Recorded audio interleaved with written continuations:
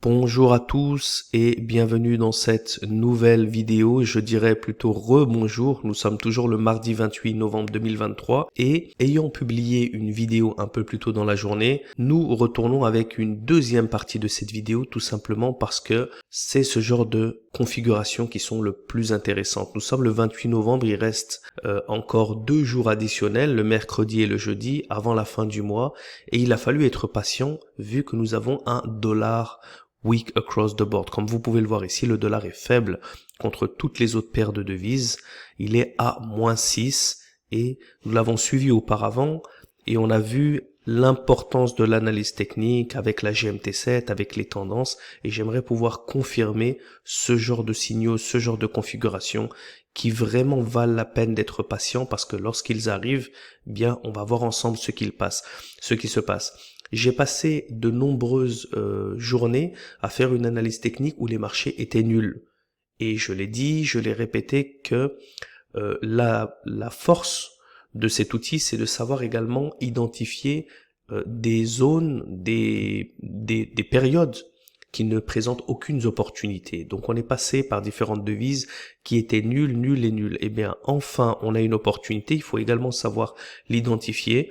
Parce que l'objectif, ce n'est pas simplement d'être de patient et de ne rien faire, mais c'est de finalement trouver une opportunité et de savoir la saisir lorsqu'elle arrive. Donc je refais un tour de table du dollar pour vous montrer ici, le dollar était à 0, il a connu une période de faiblesse, il a craqué en faiblesse. Il est descendu aux alentours de -5, puis remonté aux alentours de -4, et là, maintenant, il est en train de se raffaiblir contre toutes les autres devises qui sont bloquées à 1, à 0, à 1.5, à part le yen qui est à -0.5, mais là, vraiment, vous allez le voir avec moi, ici, dans notre tour de table, que le dollar est très très intéressant. Donc, qu'est-ce qui s'est passé ici? Comme on peut le voir, on avait des tendances long terme et court terme, ça, vous pouvez tout simplement voir la vidéo précédente, pour pouvoir voir cette analyse où j'ai parlé justement des locks, de tout ça. Donc la GMT7 a rebondi et là on continue sur le breakout. Donc on est très très bon. L'euro, finalement, il s'est dessiné. L'euro était pas très faible, pas très fort, donc on n'avait pas vraiment de tendance et on a dit qu'ici il avait du mal à faire le breakout. Et ben il l'a fait et on a une très bonne confirmation du GMT7 qui vient de rebondir sur la médiane de la dernière lock. Absolument magnifique. Regardez ce support qui vient matcher avec l'ouverture de la dernière lock. Donc, qu'est-ce que vous voulez de plus? C'est ce genre de configuration et de confirmation qu'on souhaite.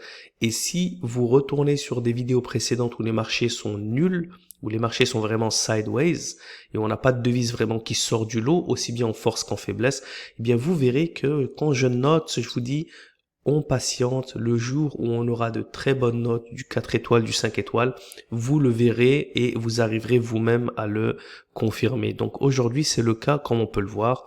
On a du 5 étoiles avec des tendances à long terme. Bon, il y a eu cette période de grosse volatilité ici qui malheureusement n'est pas idéale. On aurait aimé quelque chose de plus régulier, mais on peut pas absolument tout avoir, d'accord?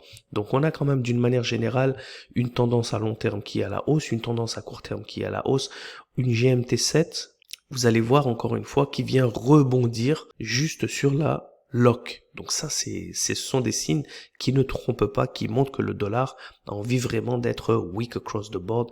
Encore une fois, la GMT7 qui vient rebondir ici sur la ligne médiane et sur l'ouverture de la lock. Et encore une fois ici, le dollar CAD qui continue bien de craquer. La dernière lock est absolument magnifique, intouchée. Depuis la fermeture, les marchés continuent.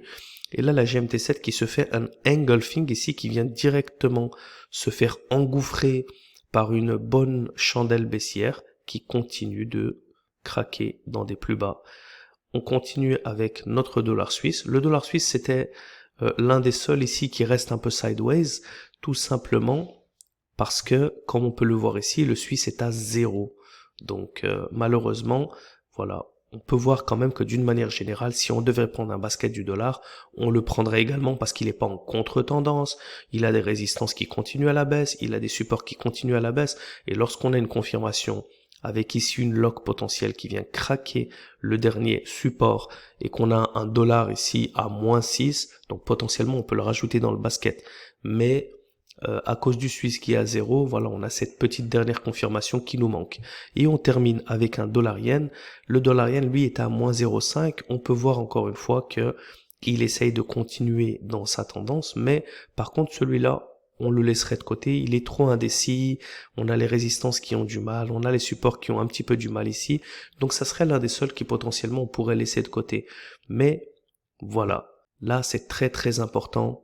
On a une confirmation que voilà pourquoi on suit ici les devises, voilà pourquoi on les suit dans le matrix, parce que une fois que on a cette confirmation qu'on rentre dans cette zone supérieure et inférieure et qu'on s'affaiblit et qu'on se renforce across contre toutes les autres devises, eh bien enfin on a l'opportunité qu'on attend. Vous allez voir que parfois vous allez avoir une devise qui va être très faible, vous allez avoir une autre devise qui va être très forte, à 4,5, à 5, à 5,5. Eh bien, c'est là où on peut commencer à trouver de très très bonnes opportunités avec des baskets de niveau 2 ou de niveau 3. Là, ce n'est pas le cas. On a simplement le sterling en force qui est à 2 et les restes qui n'ont pas encore assez de force. Donc, on a un dollar absolument magnifique et simplement pour confirmer la chose, on va regarder ensemble le sterling pour voir ce qu'il nous donne en termes de force. Donc voilà, le sterling est à 2. On va regarder un petit peu. Voilà, l'euro sterling. D'accord, les deux sont un petit peu forts. Le sterling à 2, l'euro à 0,5. On a un petit peu de tendance ici qui essaie de se former. On n'est pas si mal. Il va falloir être un peu patient parce que c'est encore un petit peu trop tôt. Le sterling AUD, il est en range. Malheureusement, il n'est pas intéressant. Le sterling CAD, ils sont encore une fois tous les deux à 1,5 maintenant et 1. Ils ne sont pas bons. Le Suisse, il est à 0, il a du mal. On n'avait pas vraiment de tendance ici et il va falloir être patient parce qu'une tendance haussière est potentiellement en train de se dessiner. Le sterling yen, lui, le yen, voilà, est un petit peu faible, mais moins 0,5, c'est encore un petit peu trop tôt. Et on est en contre-tendance ici, donc malheureusement, il n'est pas si bien. Le sterling New Zealand, il est en range. Malheureusement, il n'est pas bon.